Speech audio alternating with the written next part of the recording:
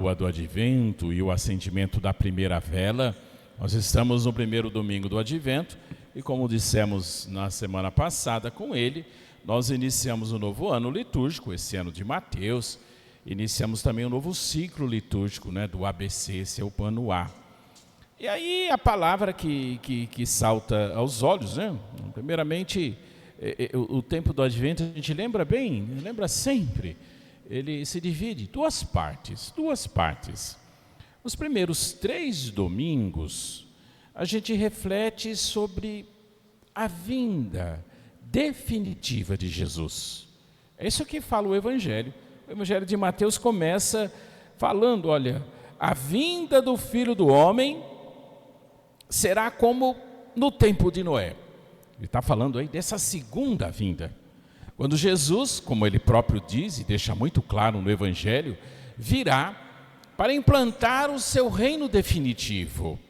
Então, esses três primeiros domingos, a gente reflete sobre essa vinda, o fim dos tempos, né? A chamada parousia. O artista aqui, o Frei que pintou a obra aqui do entorno da igreja, no ano de 68, 69, na conclusão da igreja, ele começou aí, né, com Adão e Eva, o pecado, né, e faz todo esse histórico aqui da caminhada de fé do povo de Deus, e ele conclui naquele quadro ali. Aquele quadro se chama parousia. Parousia quer dizer o final dos tempos. Jesus vindo para estabelecer o seu reino definitivo. E aí a palavra, meus caros irmãos e irmãs, né, para orientar esse novo ano litúrgico, orientar toda a nossa caminhada, é uma palavra e uma motivação de preparação. Preparai. É a palavra que nós vamos refletir até nas próximas semanas. Preparai o caminho do Senhor. Preparai o nosso coração para acolher o projeto de Deus. Preparai o nosso coração para acolher o reino de Deus na nossa vida. E aí nessa exortação que Jesus faz aqui no Evangelho de Mateus, ele dá as seguintes orientações, né? Ele olha assim, nos tempos de Noé, por exemplo, os homens comiam, bebiam, casavam-se e davam-se em casamento. O que as pessoas estavam fazendo?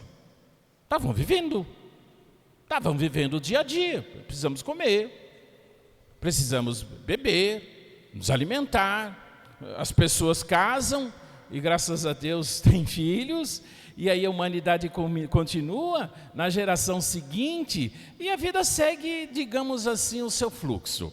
Olha, então dentro desse contexto da vivência do dia a dia de nossas vidas, da comparação de Jesus, todos estavam lá, estavam bem. E nesse meio tempo Noé estava preparando, porque ele tinha tido, né, uma orientação de Deus, e eles estavam preparando então a arca. Aí até o dia que Noé então entrou na arca e veio o dilúvio e todos morreram. Bom, aí na sequência ele diz assim: 2 homens estão trabalhando, né? 2 homens estão arando, né? 2 anos estão arando no campo, trabalhando no campo. Estão trabalhando, vivendo o dia a dia, necessário. 2 mulheres moendo no moinho, trabalhando, vivendo exatamente e cumprindo aí as obrigações. Um será levado, outro será deixado. Para um chegou o momento dele, para o outro ainda não. Aí, para outra também chegou o momento dele, para outra ainda não. E aí que está a grande questão para a gente refletir. É sobre a vinda definitiva de Jesus no final dos tempos. Quando será? Não sabemos. E Jesus deixou muito claro no Evangelho que não tem como saber, e ninguém sabe. E se alguém botar data, você pode ter certeza. É mentiroso. E se ele insistir, você pode ter uma certeza maior ainda, é um louco. Está falando da cabeça dele. E tem um monte de louco aí na história da humanidade botando data. Quantos loucos a gente já viu nesse sentido e com toda certeza vamos continuar vendo. Mas vamos pensar assim. Então tem essa vinda definitiva. Vai nos alcançar em vida ou não? Não sabemos. Isso Paulo também deixa muito claro nas suas cartas. Isso significa que tem o nosso momento, que também nós não sabemos quando será.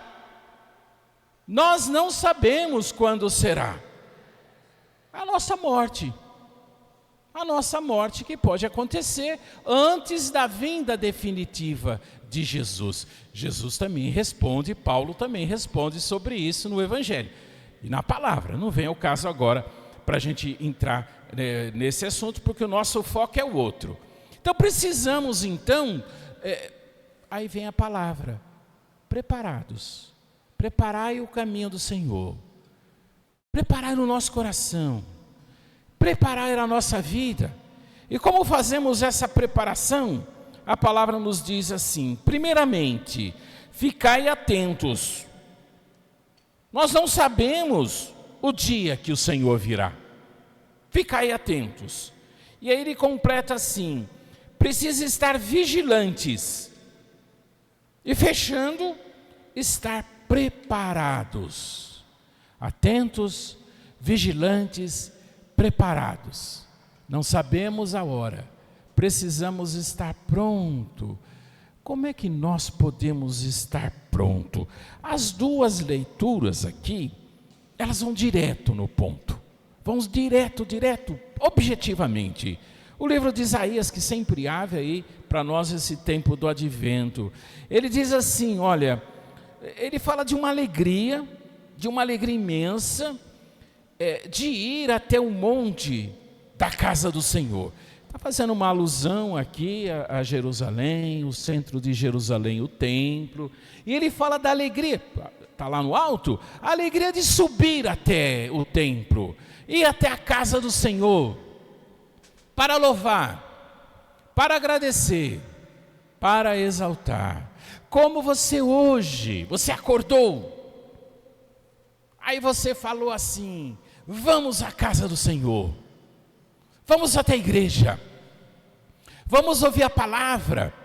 Foi difícil chegar aqui hoje, né? As ruas fechadas por causa de corrida, né? Mas a gente conseguiu vencer até a barreira da Bento de Abreu fechada, para chegar até aqui na casa do Senhor, para ouvir a palavra de Deus. Preparar o nosso coração, estar vigilantes, atentos, na perspectiva, viver o hoje de nossa vida, viver o hoje de nossa vida. E é interessante que aqui o profeta, ele fala o que acontece, quando na verdade, nós acompanhamos o Senhor que nos mostra o caminho, o Senhor que nos ensina, o Senhor que nos exorta. Ele diz assim, que quando nós nos deixamos orientar por Deus, quando nós nos alimentamos na igreja, no templo, desta palavra, da Eucaristia, acontece algo extraordinário. Ele diz assim, olha, vai haver uma transformação. As espadas serão transformadas em arados, as lanças em foices. O que é isso? O que é uma espada? O que é uma lança? Se a gente pegar os impérios da antiguidade, os exércitos, eram os dois principais instrumentos numa batalha. A lança você alcançava o adversário longe. A espada você lutava com ele no corpo a corpo. São instrumentos de guerra, de batalha. Mas essas espadas, essas lanças, elas serão transformadas. A espada será transformada em arado. Gente, para que serve um arado? Para preparar a terra. Trabalho.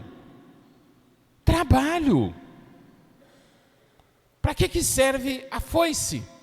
A foice é para a colheita. O trigo, passa a foice, quando ele já está na época madura, ele é colhido. Ou seja, 2 instrumentos de trabalhos substituindo 2 instrumentos de guerra. O símbolo é muito claro.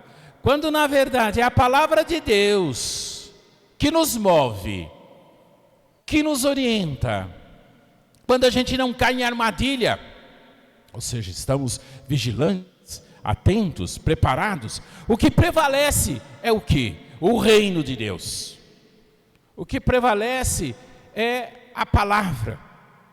O que prevalece é o amor de Deus. Se nós, por essa palavra, nos deixamos conduzir, nós, na verdade, estaremos construindo o reino da paz. Onde o que importa justamente é na labuta do dia a dia, tão necessária para a nossa vida, o que vai acontecendo é o projeto de Deus nas nossas vidas. Mas olha, São Paulo, a segunda leitura, ele é mais direto ainda, para falar para nós da vigilância, do estar vigilantes, estar atentos. Ele disse assim, olha, já é hora de despertar. A salvação está se aproximando. Agora, precisamos abraçar a fé. A noite já vai adiantada, o dia vem chegando, ou seja, a noite, a escuridão, símbolo das trevas, para estarmos, na verdade, envoltos da luz do Cristo Jesus, nossa vida. O que precisamos para estar vigilantes, atentos, preparados para o reino de Deus acontecer em nossa vida?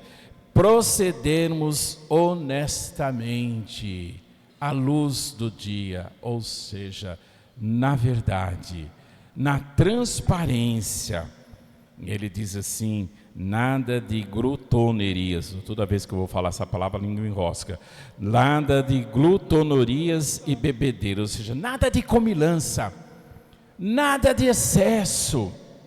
Prudência na maneira de nos portarmos, não nos percamos nos nossos vícios. Nada de orgias sexuais e imoralidades, nem brigas, nem rivalidades.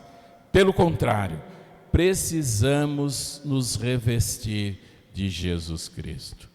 Que o seu projeto seja maior, que a nossa determinação seja maior. Então, iniciando esta caminhada aí de um ano que nós vamos ter na nossa liturgia, para meditarmos a palavra de Deus.